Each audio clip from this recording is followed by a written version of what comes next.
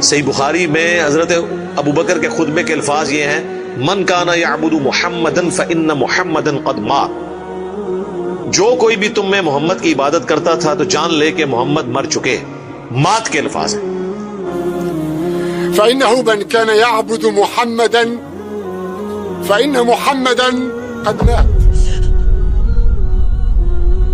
ومن يعبد اللہ، اور جو کوئی اللہ کی عبادت کرتا ہے یا کرے گا، مضارع کا صیغہ استعمال ہوا ہے۔